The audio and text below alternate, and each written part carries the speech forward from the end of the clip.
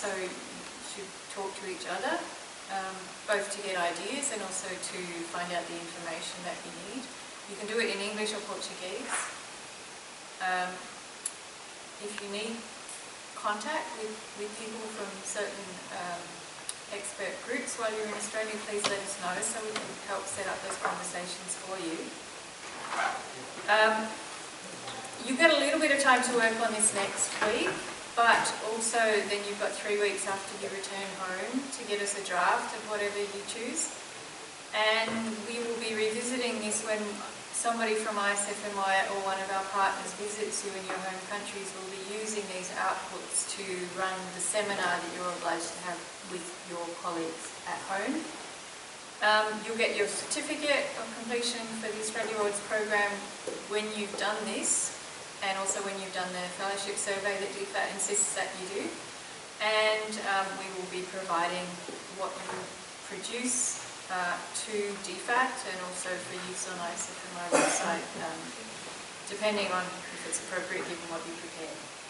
Okay, so what I'd like you to do now is just to remember the research clusters that we identified before. So we had a range of different groups where you kind of naturally congregate depending on your professional backgrounds and the areas of interest that you've identified. Associated with that. Obviously is the only person we have from the more low-rank cascades. Then we have 2 from universities here, the perspective coming from the same communities that have been identified as. And fostering scientific collaboration for wildfire management. So we said first, to build evidence we need to show what the problem is, and that is where mapping starts from, leveraging on remote sensing products for fire, for biomass, as we saw during the presentation in the morning, and then also identifying the hotspots and also the trends over time for both the fire occurrences but also for emissions.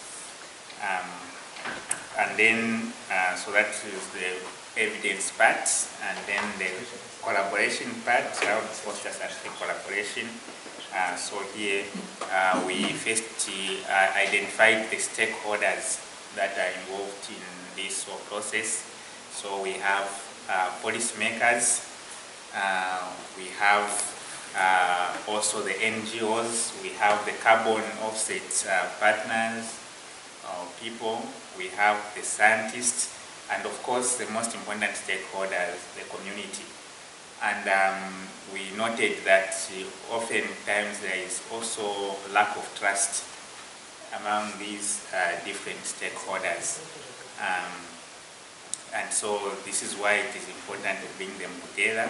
And so we thought we could use, for example, living labs, others call them learning labs, where we can bring now these people together and then visualize the problem using the evidence that we have created, so that from there then we co-create what needs to be done.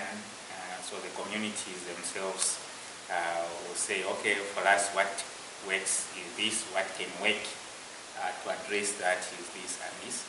And then also through that, then the carbon projects could be built, because then we have partners on board, the government, police, where they have to work on the police issues, and also we have the other stakeholders to support, like the NGOs and the carbon people who will also be on the table.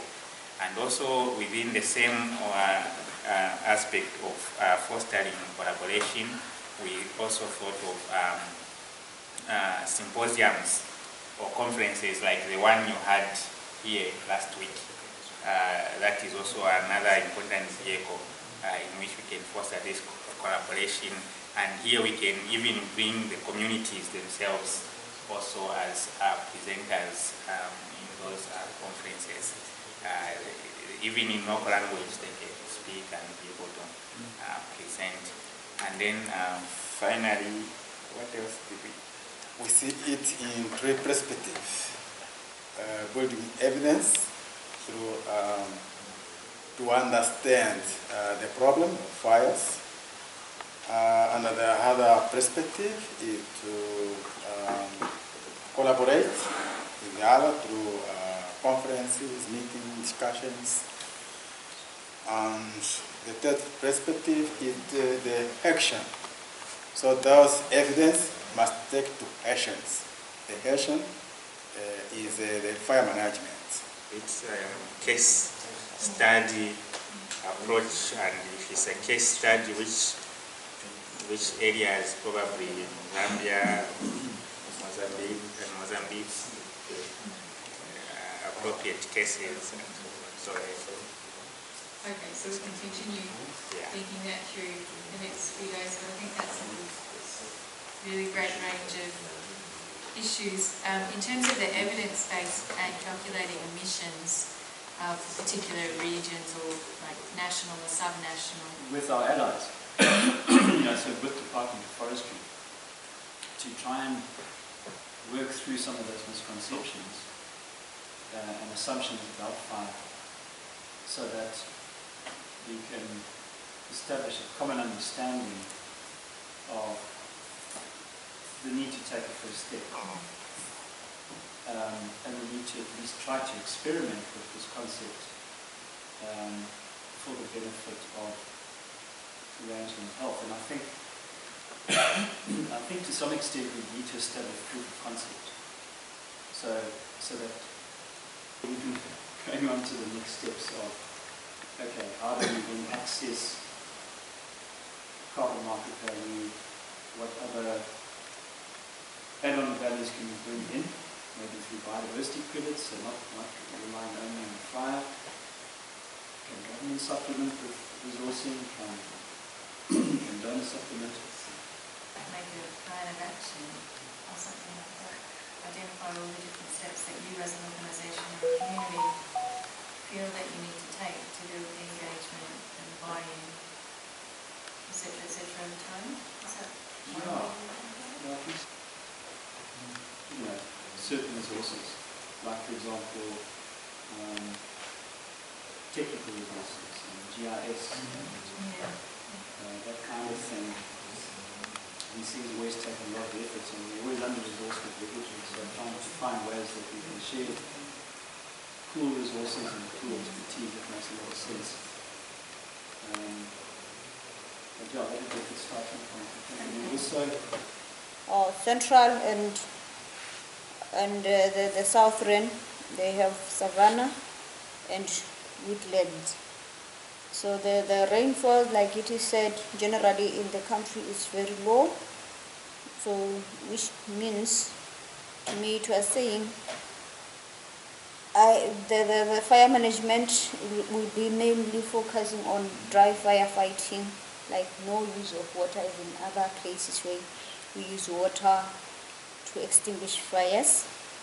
Then also to look also at the community participation in fire management, how the communities are participating in fire management, as well as the development of the bushfire risk management plans for the districts that involves multi-stakeholders.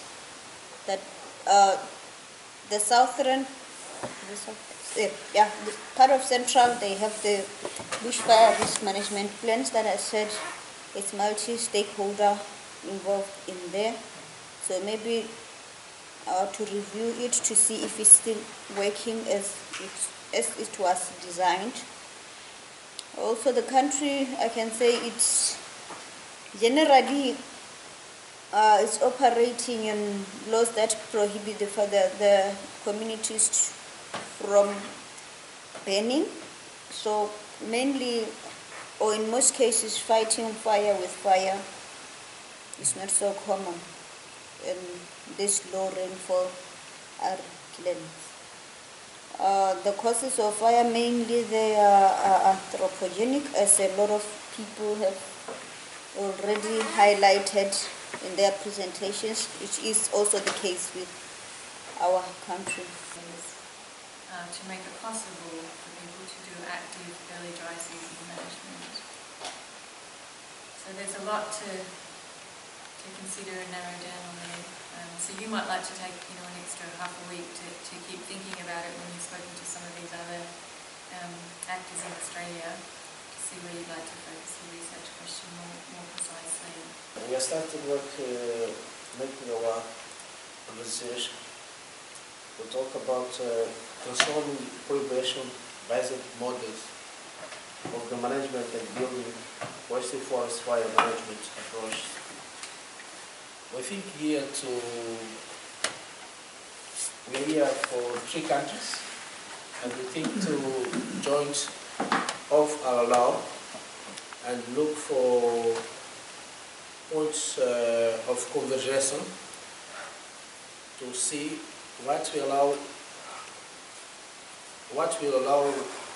to use or to don't allow use the fire, and after that we'll improve to looking for this program like Australia we are doing now, because we're feeling that if we achieve this result, our community will win with a program like that, because we look at it's apparently like it's very easy to enter for this program, because we're trying before we arrived here one program to improving our law in our country, but it's a long process to finalize.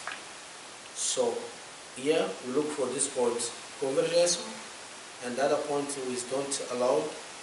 We'll see how can we improve to make one program, and it's the same for all of our side of African countries.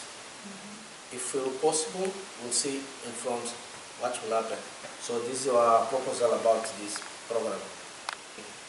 Okay, great. Okay. Interesting. Yeah, no, that was quite handy to have representatives from all those 3 countries in your group there. Okay. Well, what I would suggest, Annika, did you want to just basically run through your broad topic? You don't necessarily outline a question now, but just... Yeah, and I would like to compare how can governments from Australia and about carbon market regulation, and to see on my country how can we do, and which best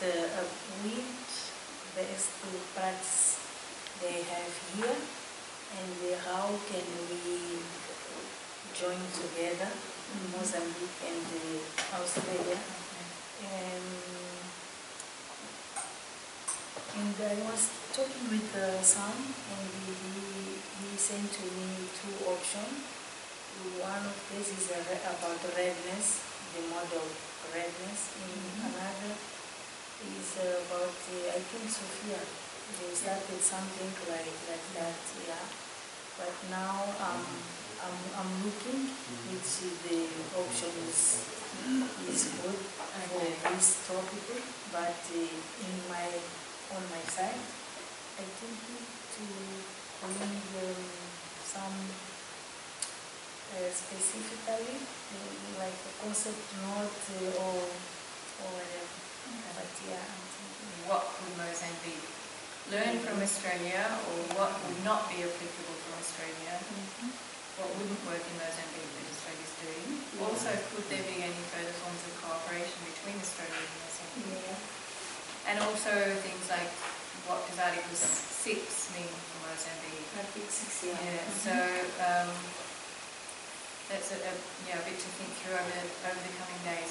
So I think what you've all done really, really well is to identify the broad areas that you'd like to now start to narrow down on. So by Monday, I would suggest that if everybody can send me an email with a particular question that they want to focus on, and the form that you would like that to take, whether that be a research paper or a learning tool or a video or a podcast episode, whatever you feel would be most useful. Then if you give us those draft ideas, we as a team, so me and Jeremy and Cameron and Sam and some others, will have a look at those ideas. And if we think, A, they're great ideas, or maybe we think that we could reorient you some more useful direction, we can let you know.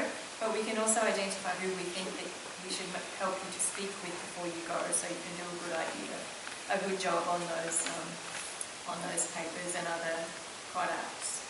So if you could all give me that by Monday, Tuesday at the latest, then we've got next week to really make sure that we've reflected with you and we've refined by the time we start the field trip.